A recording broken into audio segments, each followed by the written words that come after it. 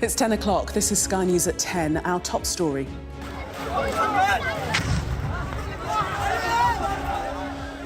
Officials in Gaza say more than 90 people have been killed in an Israeli airstrike on the city of Khan Yunis.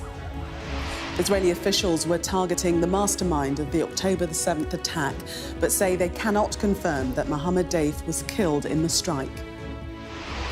Police arrest a 34-year-old man in connection with the discovery of human remains in Bristol and West London. I'm a believer in dreams, Gareth Southgate's message ahead of England and Spain facing off in the Euros final tomorrow night. The Three Lions' final training session as the squad looks to make history.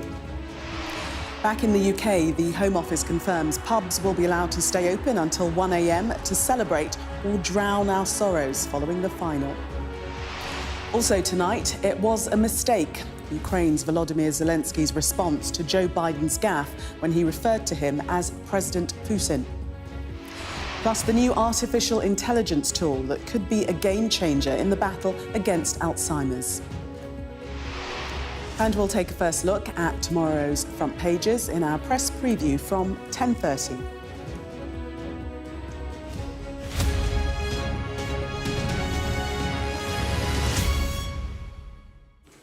Good evening. Our top story tonight. Authorities in Gaza say 90 people have been killed and 300 injured after an Israeli airstrike on the city of Khan Yunis. Hamas claims the strike hit an area housing displaced people. The Israeli military says it was targeting the mastermind of the October the 7th attacks, Hamas military chief Mohammed Daif. But tonight, Israeli Prime Minister Benjamin Netanyahu said Israeli forces have not been able to confirm he was killed in the strike. Well, let's take a closer look at who Mohammed Daif is. Well, Daif has been chief commander of the Qassam Brigades, Hamas's military wing, since 2002. He helped engineer the network of underground tunnels that run under Gaza and into Israel. Since escaping prison in 2000 during the second Palestinian uprising, he's been almost untraceable. He is one of the IDF's most wanted due to his involvement in planning bombings, kidnappings and mass killings. The IDF have attempted to assassinate him many times. Sky's international correspondent Alex Rossi has more, and a warning: his report does contain distressing content. This is what so-called safe zones in Gaza look like. Frightened civilians running in fear after a number of airstrikes on Al-Mawasi on the outskirts of Khan Yunis. We were standing in the street and just saw 3 rockets fall. Afterwards, all we could see were martyrs scattered everywhere. A massacre. As emergency crews were trying to reach the injured, there were further airstrikes, scattering the teams attempting to save them. We tried to flee, but it was attack after attack, all in the span of 5 minutes. Civil defence came to help, and they were struck and killed in front of me. Paramedics were killed. My whole family is either severely injured or killed. I can't express in words what has just happened. This was supposed to be a safe place. Why did this happen? Why? The dead are carried away in blankets without ceremony. The injured, and there are hundreds, are scooped up by other survivors and taken to the nearby hospital. It is overwhelmed as medics struggle to cope with the sheer number of casualties. Israel's military says it was targeting Mohammed Daif, the overall commander of the Qassam Brigades in Gaza and one of the masterminds behind the October the 7th terror attacks. Also with him, hiding in this civilian area, they claim, were other senior militants. The IDF's released these before and after images of what it says was a Hamas compound within the safe zone. A military official says the attack was in response to precise intelligence. It's investigating reports of civilian casualties. Prime Minister Netanyahu, at this press conference, could not confirm the mission was successful. מדינת ישראל, באמצעות צה"ל והשב"כ, The State of Israel, through the IDF and the Shin Bet, attacked Gaza today with the aim of thwarting Mohammed Deif and his deputy, Rafa Salama.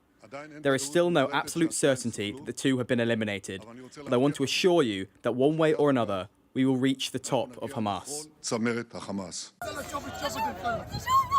The airstrikes have come at a significant cost for the people of Gaza. The true number of dead will not be known for some time. There are still people trapped underneath the rubble. Here they scratch at the debris with their bare hands, trying to find anyone still alive. The lifeless body of a girl is eventually recovered. This is what Israel refers to as collateral damage. A short distance away, and another portrait of pain. This man beside himself with grief as he cradles his daughter. These strikes will complicate the ceasefire negotiations, which are at a delicate phase. Hamas is accusing Israel of deliberately trying to sabotage the talks. For those trapped in Gaza, the horror and the desperation gets worse every day. This war goes on. Alex Rossi, Sky News, Jerusalem. Police have arrested a 34-year-old man in connection with the discovery of human remains in Bristol and West London. Officers say inquiries are ongoing, but they're not looking for anyone else at this stage in connection with the case. Earlier, the Metropolitan Police confirmed more body parts were found during a search of a flat in Shepherd's Bush in West London. It's believed the remains found at both locations belong to the same two men. Laura Bundock reports. This is the focus for forensic teams. A fingertip search of gardens and grounds, all centred around this West London home where human remains were found.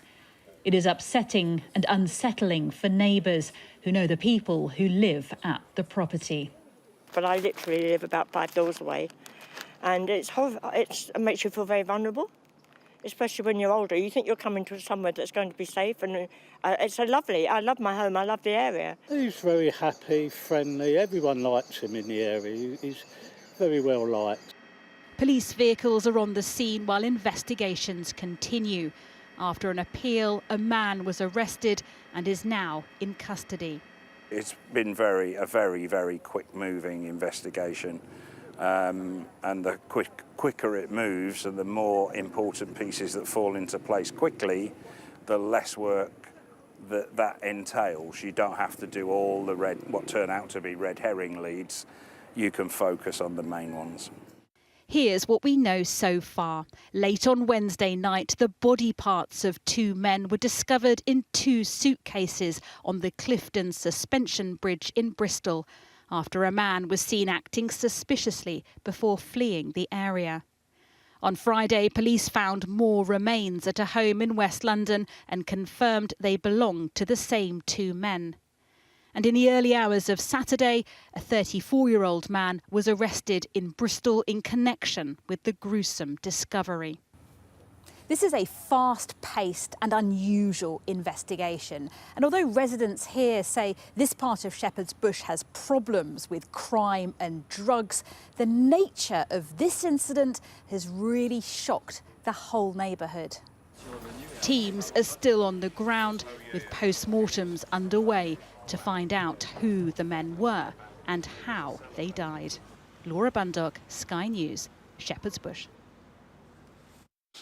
To Berlin now, and the mounting excitement ahead of tomorrow's Euros final. England manager Gareth Southgate has told a news conference that he doesn't believe in fairy tales, but he is a believer in dreams.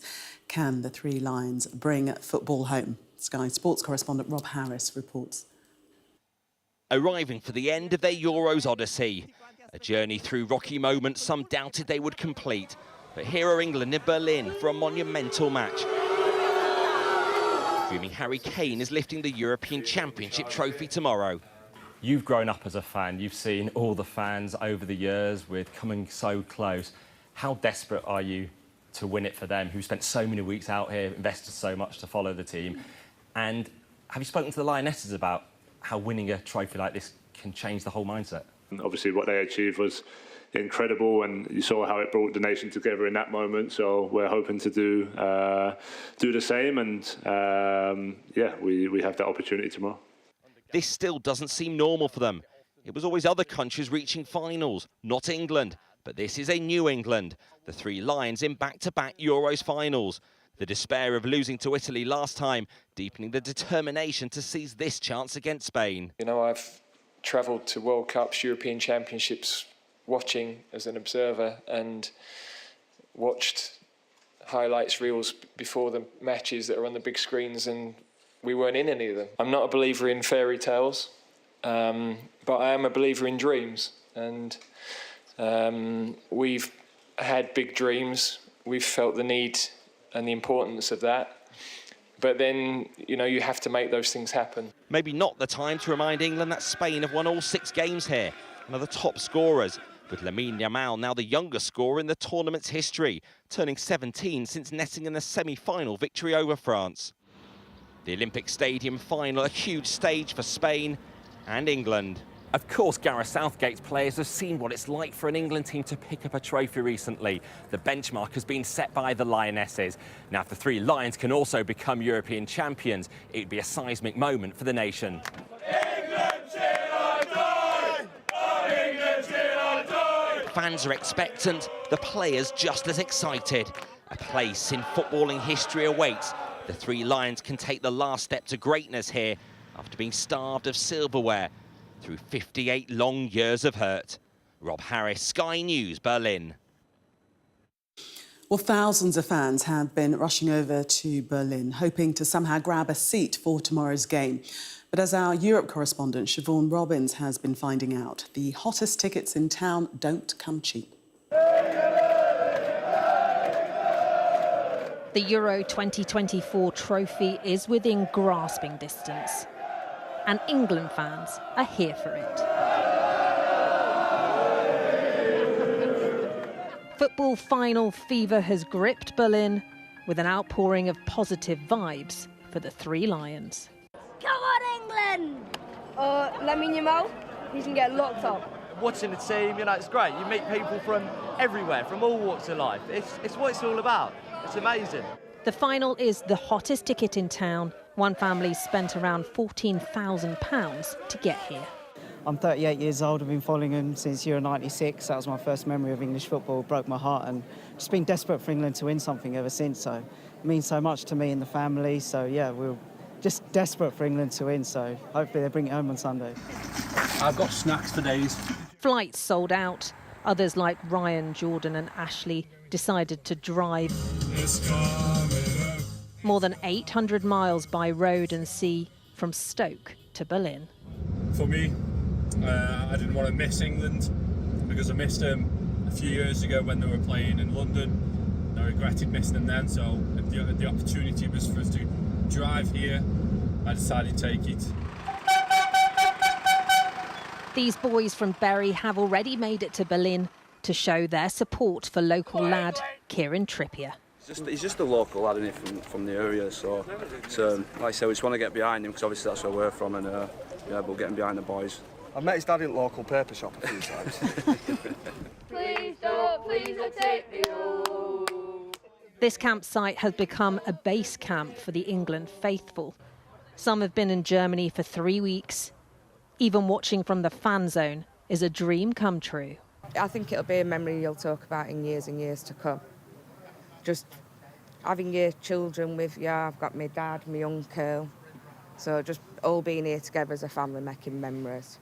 It's coming home, it's coming home, it's coming. Drive, sail or even cycle, England fans are doing whatever it takes to watch their team hopefully make history. They know the competition will be tough, but they're determined this is England's year. Siobhan Robbins, Sky News, Berlin. Back home, the government has announced that pubs and bars across England and Wales can keep their doors open later than usual tomorrow night, so fans can celebrate victory or drown their sorrows. And excitement is building up and down the country as final preparations are put in place, with millions expected to watch the game tomorrow. Sky's Fraser Maud has spent the day in Manchester, where a group of young footballers are staging their own final ahead of the real thing tomorrow night. Our Euro Cup winners, and it's England. Let's give them a round of applause. Cheshire Sports coaches. Hopefully a good omen for Gareth Southgate's men. A win for England in the Manchester Youth Super League under-6s version of the Euros. How's it feel? Absolutely amazing. These kids we've had them for a good year now. They're absolutely unbelievable. One of them isn't even in school yet, and to do what they've done today, absolutely incredible. Are you the mini Jude Bellingham? Yeah. How did you play today?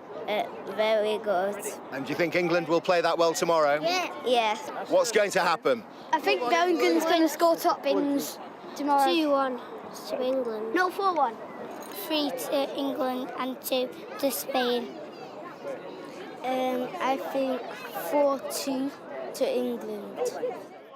Kobbie Mainoo, Cole Palmer and Phil Foden all started their careers with clubs that are playing here. And their former coaches are hoping for a trophy-lifting performance tomorrow. Well, it gives you a fantastic sense of pride, because we were maybe at Reddish Falcons just a little cog in the big cog that allowed him to achieve what he's already achieved. The boy is good enough to do it. I think everybody realises that now. Over 400 children are here for these finals, with many already tipped for future success. OK, so it might not be the Henri Delaunay trophy, but to the young players here in Manchester, it means just as much. And every single player and fan here today will be hoping that tomorrow England will be getting their hands on some silverware too. We're hoping for a big win, aren't we? Definitely. I feel like if we keep going the way we've been going, we'll get there. Spain's been amazing, but England are peaking at the right time, and it's going to be Foden's final. I can feel it. On the other side of town, shirt supplier Fanatics has been working flat out to keep up with the greatest demand for England shirts they've ever seen. This is the best tournament we've had England-wise, because the success on the field's reflected by the interest in the team. It'd be interesting to see if they match the women's England team when they won the Euros. That was over 600% increase in sales. As the nation prepares, down in Nuneaton, a mural celebrating English success is already taking shape. Harry Kane next to the two England skippers he's hoping to emulate tomorrow. And he'll have a royal seal of approval if he does. The Prince of Wales has issued a statement saying, "We're so proud of you all, England. Just one last push to finish the job. Go out there and show the world what you're made of. We believe." Back in Manchester, the celebrations are already underway for these victorious youngsters, all of them hoping they'll be able to sing the same song again tomorrow night. Fraser Maud, Sky News, Manchester. Well, Rob Harris joins me now from Berlin on the eve of the very big game. The tensions are building. Just one last push. You've been speaking to the team today in a news conference. Are they mentally in the right place? Well, Gareth Southgate believes they're displaying a fearlessness. Of course, it's been such a challenging path to get to this final, but now they can try to savour some of the excitement, knowing that they're so close to finally ending all the talk, perhaps, of 1966, and that being the only English men's footballing triumph. They want to write their own glorious new chapter in the history of English football, and perhaps for so often English football sees itself as a superpower without delivering on the pitch, and certainly Southgate is trying to move on from that sense of entitlement that these sorts of days should come along more often.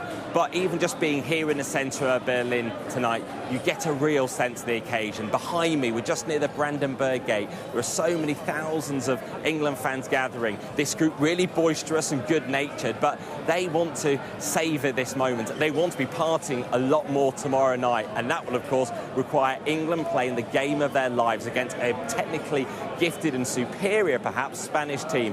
But they've got so many attacking options, such strength of depth in their squad, so many exciting young players who've shone at this tournament. They've got the experience in the likes of Harry Kane, younger talent in Phil Foden. You've got Kobbie Mainoo, who's been an incredibly impressive performer at his first tournament. And tonight, Gareth Southgate, not far from here, will be assessing his final tactics and team selections.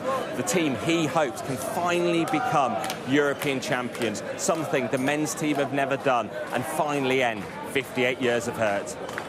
Rob, thank you. I wonder how well they'll sleep tonight. To politics now, and details are emerging of what could be in Sir Keir Starmer's King's Speech this coming Wednesday. There will be pomp, ceremony and a golden throne, but importantly, a sense of what the new Labour government is all about. The speech is the start of the process of passing at least 30 bills as Labour translates its manifesto into law. Our chief political correspondent, John Craig, is outside Downing Street for us now. And John, a big week next week. Not just because of the Euros final tomorrow. Look at the flag of St George on the windows here at number 10. But after that, in the middle of the week on Wednesday, it is the King's Speech, the state opening of Parliament, the first opening of Parliament by a monarch since the late Queen in November 2009, nearly 15 years ago, on a Labour programme. That was when Gordon Brown was Prime Minister. David Cameron was Leader of the Opposition. Well, on Wednesday, we can expect a blizzard of bills, 30 plus, reform of the House of Lords, getting rid of hereditary peers, workers' rights, tougher fiscal rules. And the Sunday Times is reporting that there will be a truancy register with councils forced to keep records of children not at school, a COVID legacy, a lost generation of children, it's claimed, and councils will have to keep tabs on those children not at school, the aim to get them back to school. Then on Thursday, the Prime Minister hosts his first big summit here in the UK. It's a meeting of what's called the European Political Community, a big talking shop, 40-odd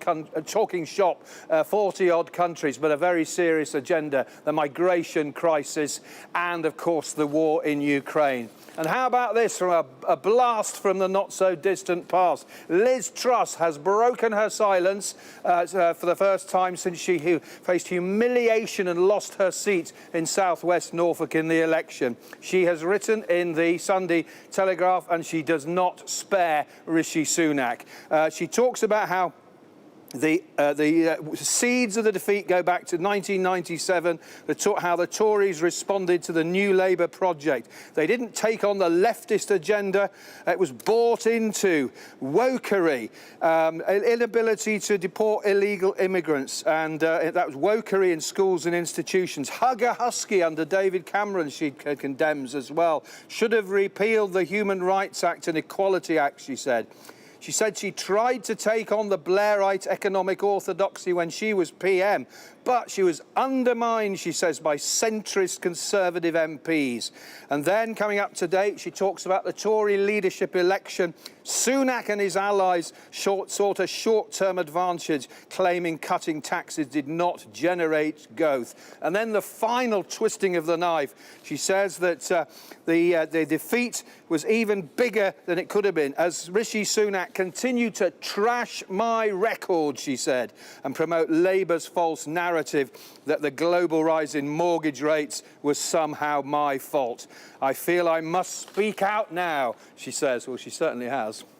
Indeed. John, thank you very much. Actor Alec Baldwin has broken his silence after criminal charges against him were dropped, thanking his supporters in a short social media post. The involuntary manslaughter case against Baldwin over the fatal shooting of Helena Hutchins on the set of Rust was dismissed yesterday. The award-winning actor broke down in tears in court and hugged lawyers following the judge's decision. Posting on Instagram today, he said, "There are too many people who have supported me to thank just now. To all of you, you will never know how much I appreciate your kindness toward my family." Well, speaking at a press conference today, Gloria Allred, who is representing the sister and parents of Miss Hutchins, said the decision to drop the criminal charges was devastating and a disappointment. However long it takes, we are going to persevere. We want to win accountability and justice for the untimely tragedy of losing this beautiful, talented cinematographer. You know, Alec Baldwin brought his baby to court, showed the baby to photographers. Well, you know, here's Helena's child, much younger. That child does not have a mother anymore. Time now to catch up on all the latest sports news with Louise. This Sky News Sports Bulletin is brought to you by Vitality. Getting more people more active.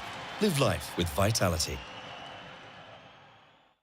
Welcome to the Red Bull Technology Campus. In 15 months' time, they will be running an engine in F1 that they have built here. Are they ready? 3 years ago, this place was a building site. Now it's a fully functioning power unit, design and manufacturing base. Any of you guys from Mercedes before coming in? Yeah. Of a total staff of approaching 500, 220 engineers and other staff were recruited from the Mercedes Brixworth engine operation. Okay. Ford have also contributed personnel and are already manufacturing parts and supplying test systems. They plan to do more. For Ford, it's a return to F1, having sold their Jaguar team to Red Bull in 2004. Their global head of motorsport performance is Mark Rushbrook. Well, it was clear even then, right, the mission that you were already on before we joined, and complementing with, I think, the right resources that we can bring to it to carry it on. And Christian Hertrick and I are here about once every month, once every 6 weeks, and you can visibly see the improvements and the iterations of the hardware every time we're here. This was the first engine the Red Bull factory produced. Late Red Bull owner Dietrich Mateschitz heard it fire up before he passed away. Every power unit serial number from now on will carry his initials.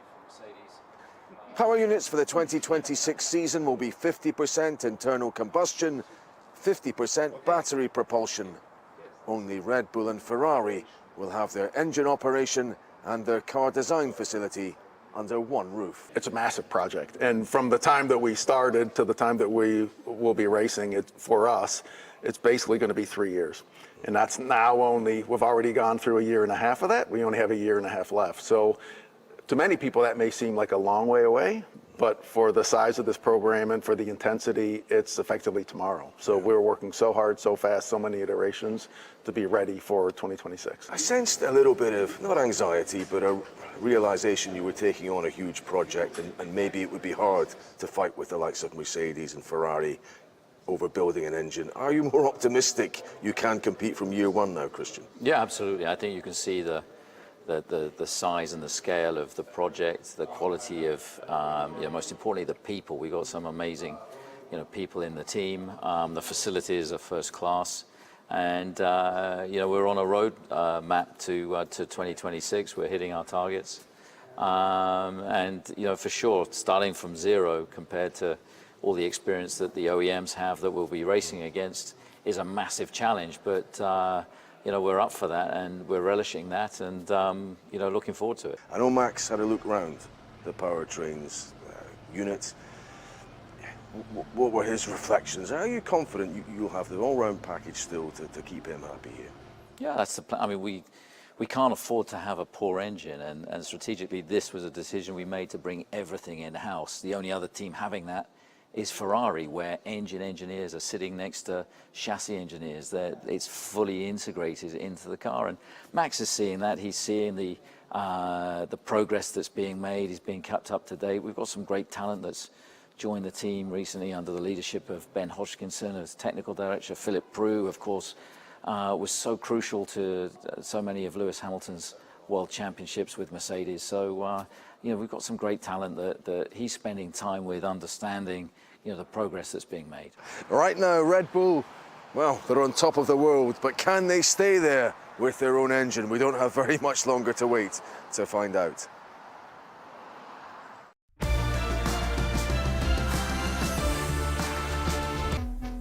'60, '61, perfect. 64, 65, 66. Let's go, guys! Come on!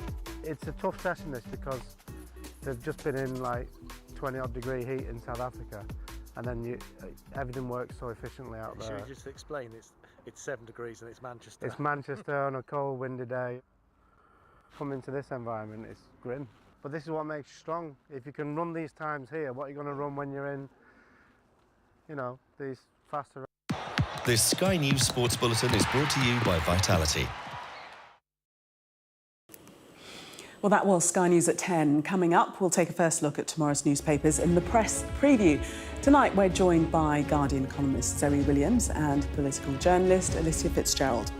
Amongst the stories we'll be discussing, this on the front of the Mail on Sunday, its headline, "One last push to finish the job." Let's hope so. We'll be right back. Do stay with us.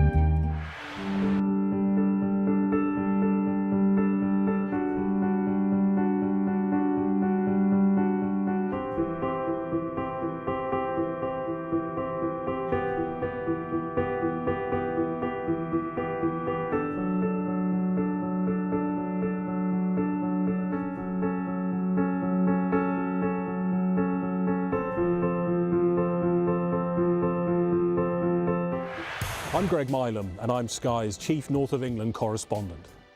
There is now a mandatory evacuation for this street. For many people, Harvey is far from over. Christchurch has been changed forever by what happened here. There was a river of blood coming out of the mosque. We are standing on the supply line right into the heart of America's opioid crisis. I've reported from around the world and around the UK. Are you trying to run me over, Sir Philip? No, go away. Look like it, sir. Joe Biden knows the celebrations are over, and this is a country in crisis. It is almost impossible to predict where these fires will go next. Ida has certainly left its mark on New Orleans. It just feels heartbreaking. Do you regret the tweet, Gary? There's no sign, publicly at least, of either side being willing to give ground. How do you reassure the public that all of these mistakes wouldn't be made again?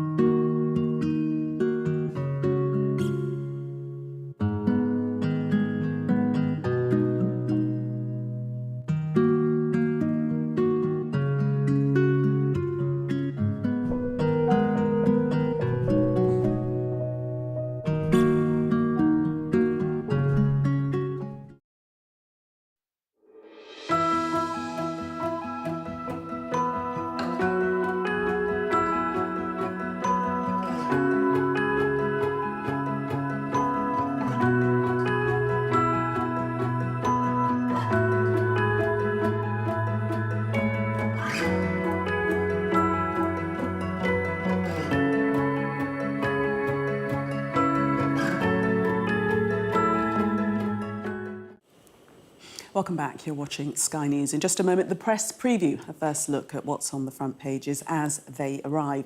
But first, our top stories. Officials in Gaza say more than 90 people have been killed in an Israeli airstrike on the city of Khan Yunis, with the IDF confirming they were targeting a top Hamas military figure. Police have arrested a 34-year-old man in connection with the discovery of human remains in Bristol and West London.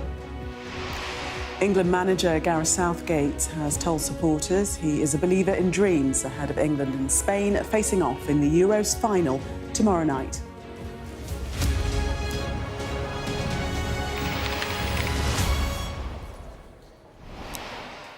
You are watching the press preview. A first look at what's on the front pages as they arrive. In the next half hour, we'll see what's making the headlines with Guardian columnist Zoe Williams and political journalist Alicia Fitzgerald. So let's see what's on some of the front pages for you now. Well, the Sunday Express leads with England's kick-off against Spain tomorrow in a bid to win their first tournament in 58 years.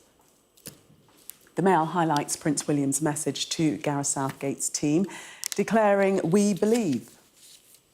The Telegraph adds that the Prince of Wales told the team to show the world what they're made of. The Star also cheers for the England squad, encouraging its readers to roar for the Lions. The Mirror's headline adds that a whole nation is praying that this time England will bring football home.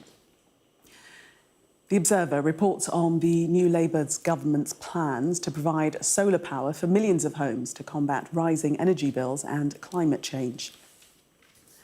The Sunday Times reports that Labour's first King's Speech will include a new law being created requiring councils to keep track of students who aren't going to school. And a reminder that by scanning the QR code you'll see on screen during the programme, you can check out the front pages of tomorrow's newspapers while you watch us. And we are joined tonight by Zoe Williams and Alicia Fitzgerald. Welcome to you both. Let's start with the Times front page. This depressing headline, the loss of life today that we've been reporting on, Israeli attempt to kill Hamas leader leaves dozens dead in Gaza airstrike. Zoe. So it's a signal of how devastating this attack was, that when it first happened, the number of dead was named at 71. It's now gone up to 90. That's in a matter of hours. And the reason is that the Nasser hospital is completely overwhelmed. And actually, staff at the Nasser hospital were saying 2 or 3 weeks ago that they were already out of equipment, out of supplies. They were already seeing people die from preventable conditions because they didn't have anything to treat them with. Then they get this mass rush of casualties, 289 at the first count, and people are dying from preventable injuries, even as 71 people were killed outright. The thing is that it's not really what this means for a ceasefire. What it does is really give the lie to the idea that you can ever have a targeted strike against a leader of Hamas, however important he may be, that doesn't draw in scores, even hundreds of innocent people. And I think this is where Israel has completely come apart from the entire international community. They still talk and act as though that is a reasonable proposition. But it's simply, nobody thinks that anymore. Nobody would look at this death toll and say, well, that would be a reasonable price to pay for this one scalp that they're so proud of. And Alicia, obviously, we read that it's to compound the hit, if you can in any way. It's in a humanitarian zone, which is meant to be a safe area. Absolutely, and this isn't the first story very similar to this that we've heard just since the beginning of this war, which I think is exactly what you were saying, Zoe, why the support for Israel is starting to waver a bit from the world stage and from other world leaders, because this idea of a targeted attack, as you said, is just not efficient, and clearly there seems to be so much civilian casualty every single time and very little evidence that these targeted attacks are actually doing anything and are actually effective in any way, and especially because of the location of this being a so-called safe zone. I mean, I think the support for Israel everywhere, really, across the board, is starting to waver, it's starting to fragment. And the more that this is escalated, the further away the prospect of a ceasefire really is. I mean, it's extraordinary, that idea of a humanitarian zone, because I saw a doctor recently, an American who'd been seconded to, who'd gone out on an aid mission, and he said it's a killing box. The whole of Gaza is a killing box. There is nowhere that's safe to go. And even if you're in a putatively safe place, if anything does happen to you, there's no medical supplies and there's no food. So the humanitarian anything is not thinkable in the territory. But I do think that the other big story, which is yet to kind of break, is that at the moment, people are still using estimates for deaths of around 40,000. The Lancet said last week that they believe it to be 3 times that number. And people on the ground say they believe it to be even higher still than that, because nobody's recovered bodies that are buried, nobody's recovered bodies that haven't been treated or identified in hospitals. So however bad it looks, it's almost certainly worse. And I think that is coming home to roost to the international community as well. Indeed. Let us move on to lighter matters. We can take a look at the football, surprise, surprise, tomorrow evening. There's a little bit of a game going on, I believe. 8 p.m, front of the Sunday Express. We can do it. Alicia. Let's hope that's true, I guess. I mean, there's so much hype leading up to this big final tomorrow. I think lots of people didn't expect England to do quite as well as they have. But, you know, it isn't the taking part that counts, it is the winning. So there's a lot of pressure banking on the England team to really do well tomorrow. And hopefully tonight will be an early one for Gareth Southgate and preparing for tomorrow. A lot of responsibility for him, that's for sure. Will he sleep tonight? Will any of them sleep tonight? Gareth Southgate looks to me like a guy who sleeps quite well. No? I mean, he's very mellow. He's very calm. Well, that's the calm exterior he shows in public. He does not look like a sleep-deprived or grumpy man, which I think is why even non-football fans really like him. I mean, I don't know. I think I was watching on Wednesday in Ramsgate, because it was the only pub that would take an under 18-year-old, and my son wanted to watch it. So there was like the whole of Ramsgate, 4 Dutch people, and everybody was singing A Little Mouse with Clogs On right at them. And they were looking like, is this going to end well? At least we know the pubs are going to do well tomorrow financially. Yes. I'm sure that will probably make up any kind of financial struggle or loss that they've had over the past few years just from one night. So yeah, I mean, positive there. I think all the pubs. I mean, the point was that it seems to me like a very cheerful tournament. I think I can't see. Yeah, it seems quite good-natured, and I don't know whether I just haven't caught up with football and it is good-natured now, or whether everybody's just in a good mood. You know, we've got a new government. No, I think it is. I think it is. It's been very good-natured. Primarily because we're doing quite well. But messages coming in thick and fast for the team. Front of the Telegraph, Prince of Wales gives Kane and company a stirring send-off as the whole of England dares to dream. We've had letters, I think, from Sunak and Sir Keir Starmer. We can bring those up, giving their support to the team. I know that the King had previously said that, you know, do well, but perhaps don't take us to penalties for the sake of everyone's nerves.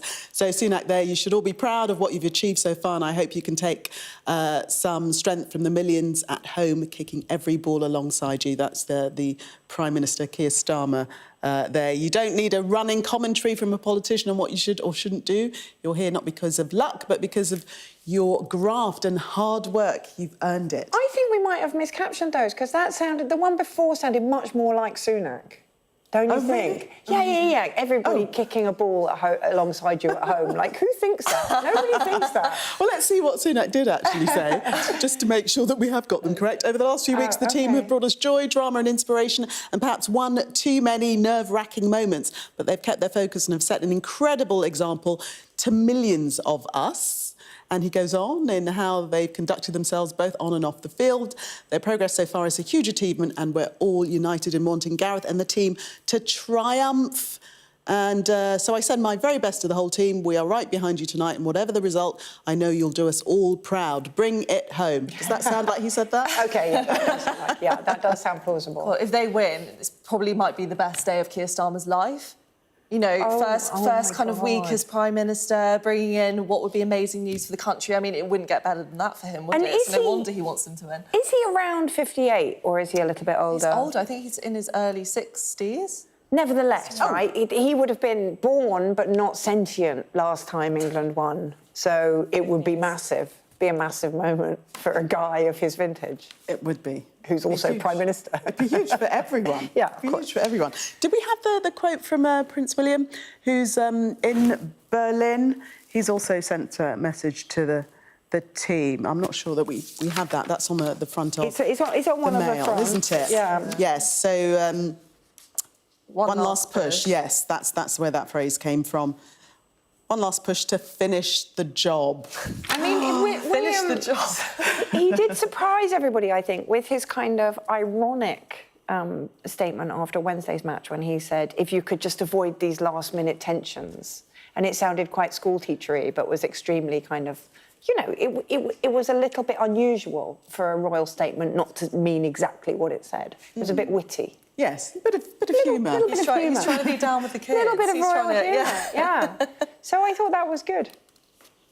Good for the Royals. A 10 out of 10 for the, 10 for the out of Royals. 10. From Zoe. Yeah. So, very quickly, I've got to ask you for predictions. Or should I? Should I not? No, let me not, because I think that might... We don't want to jinx it. Don't say anything. Don't say anything. Don't say anything. It would be fine. We're going to take a break. Don't say anything. It would be fine asking. Yeah, it'd be fine asking either of us because we don't know. I don't know anything. Nobody knows. But we're hoping for the very best. We are going to leave it there. I don't want to tempt fate or jinx anything at all. Coming up, Keir Starmer plans to install solar panels on millions of homes to address the climate crisis and energy security. We'll be right back with that. Do stay with us.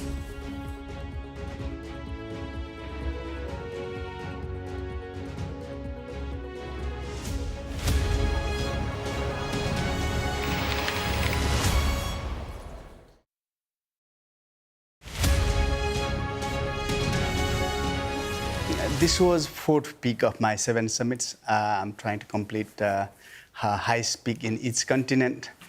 So this was my fourth peak, and I'm just back after successfully It was 2 weeks, wasn't it? It was 2 weeks, yeah. We finished slightly early. So I was Gurkhas, so 15 years, lost both my legs. That was with an IED, wasn't it? Yes, with the IED. And I wanted to do something, and I went to climb Mount Everest last year. And by the time I have already done 3 highest peak in 3 continents. So I think it would be good to complete 7 summits, so all the peaks in all continents, to make awareness of disability. Talk to us about what it was like when you lost your legs and the emotional challenges that you faced. It was hard. The main thing was I wasn't aware of disability. This is why I'm trying to make awareness of disability. I wasted up nearly 2 years of my time because I didn't know what to do. So my aim for now is to make awareness of disability, so people with a disability can believe themselves that they can do something. But also we need to make awareness to our family, friends, communities, and authorities, so that they don't discriminate us, so we can live as a normal life as possible, like other people. Yeah, I mean, to climb 20,000 feet is a challenge for anybody. To climb 20,000 feet plus when you don't have any legs below your knees is a challenge and a half. What was the hardest part for you? Hardest part was, you know, are you going to make it? And mentally, it was. Physically, I knew how hard that was going to be, but mentally, it was really, really hard. That we thought that weather was going to improve. It didn't improve, and we just kept it going. Many teams who came back down on that day. Many teams they didn't. You know, there was no summit for a couple of days. So mentally, it was tough.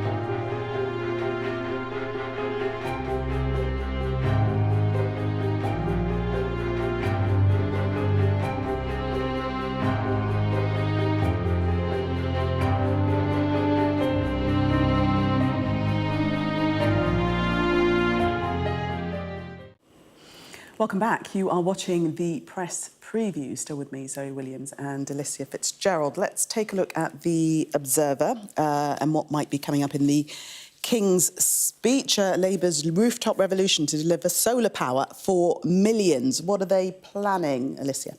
So this is part of one of Labour's big pledges, which is to increase our energy security in the UK, and they are planning a mass rollout of solar farms, and as well as installing solar panels on more houses. They're saying this could power up to 400,000 homes across the UK. However, it's not without some controversy. The solar farms particularly, they are going to be placed on what we call green field sites or farmland, and there is some worry, mainly because lots of local residents have said that they really don't want it there. It's a bit of an eyesore kind of thing, and also because it's taking up farmland, and the Conservatives have already come forward today and said that they are really anti this, and that what Ed Miliband and the Labour Party are doing is putting our food security at risk in place of our energy security. So there's definitely some friction there between the two plans, but this has been one of Labour's kind of key pledges for some time now. Energy security is really up there on the priority list, and so is building things, actually. It's another one of their pledges, so it kind of all ties into their ethos. So is this going to be one of their major tasks, fighting against NIMBYs? I mean, the scale of those 3 farms is massive. It kind of, you can't really get a sense of it from the controversy because the right-wing press overreacts to everything.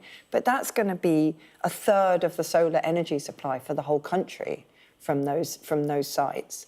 So they probably are. Well, they're saying two-thirds. Two-thirds of the solar energy. I mean, it's really huge. So fair play, they probably are quite big, and you probably can see them. There probably is an eyesore argument. I wouldn't take the food security argument too seriously, because if there were a genuine risk to food security, they would have chosen other sites. These aren't going to be sites to which arable crops are being sacrificed. Nevertheless, I think you're right. I think it is designed to take on that NIMBY element, and I think it is probably a bit of pitch rolling for the relaxation of planning laws, which will be essential for their house building promise. So I think they probably are taking the fight to that voice rather than just kind of in a defensive crouch waiting to get pummeled. The other thing I would actually take heart from is that all the measures, if you looked at the manifestos, they were quite quiet on what new builds were going to look like, whereas both the Lib Dems and the Greens went full pelt on all new builds have to be net zero, they have to kind of reach passive house standards, which is kind of, self-heating. And all new builds will have to have solar per these new rules, and that is quite a big thing. So if you take the relaxation of the planning laws, unleashing this kind of big home build, and all those homes have to have solar power, that is quite significant, and it wasn't necessarily framed that way in the manifesto. So I think it's a sign to people who choose to take it that way that they're going to be a bit more radical than many of us worried beforehand. I think it's interesting as well, just because Labour stayed quite quiet during the election campaign about climate and about, just environmental issues. Even though it was something that polled quite high in public opinion on issues they really cared about. And it's because they're kind of grappling with the fact that it hasn't really been a massive vote winner for them in the past. And it's this idea of it costing more, and that cost being passed on to the consumer, that they kind of wanted to shy away from here. Now they've waited until the election to now roll out these big plans. Let's hear from an erstwhile Prime Minister, one before the last, who's refusing to stay quiet now, she says. Liz Truss. She really is the gift that keeps on giving, Liz Truss. To who? Well, just to everybody who enjoys a laugh. She says that she kept quiet during the election campaign. I do not remember her being that quiet. The only night she was really quiet was election night when she lost her seat, and she stood on that podium not giving a speech. It's kind of customary to give a really charming speech when you get voted out, thanking your constituents for choosing you thus far. And she stood there really awkwardly and then just moved off the stage, and one of her agents said afterwards it's because she didn't know where the exit was. So when she says she kept quiet to spare the party's blushes, I don't quite buy it. Anyway, according to her, this is the moment she kind of unleashes the truth. And the truth, according to her, is that Rishi Sunak torched the Conservative brand by torching Truss's name. He should never have allowed the narrative to take hold that she was responsible for the mortgage rate hikes, even though she was. He should never have allowed the narrative to take hold that slashing taxes was bad for the economy, even though it was very bad for the economy, because that's what panicked the markets in the first place. And he should never have allowed anybody to cast aspersions on Liz Truss's nature as Prime Minister, even though it was plainly disastrous and it lasted 48 days. So she's in a parallel universe, really, I think, is my take home. Alicia, sour grapes? I mean, it would seem that way, wouldn't it? I think what's interesting, though, about this and the timing of this is that she's not actually the first person to echo this idea that it was Rishi Sunak's fault. The massive Conservative loss was Rishi Sunak. I mean, we heard really similar from Kemi Badenoch just a few days ago. She was effectively saying that lots of senior Conservatives, I think she cited Penny Mordaunt, for example, would still have kept their seats if it weren't for the way that Rishi Sunak conducted the election campaign. And I think it all just speaks to this idea that the Conservative Party is still super fragmented, even after their big loss. They're not united yet, and they're all very keen to blame everyone but themselves at any given point. I mean, these are all very senior people within the party who played a big role in how the party projected its image to the public over the past 5 years. So Some perhaps positioning for a future leadership role. Alicia and Zoe, thank you very much for the moment. I'm going to take a look at the weather for you now.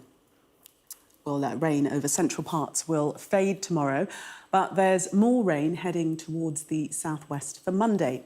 There'll be a fairly mild, sunny start for most, but northern England and southern Scotland will be largely overcast without breaks of rain, while the far north will be rather murky. It'll be windy near many north coasts. Northern Scotland will remain overcast through the morning with further patchy rain, while southern Scotland will see early rain largely fading and sunny breaks developing. Elsewhere, most places look fine, but there'll be showers, mainly over Ireland, while northern Scotland will be rather grey.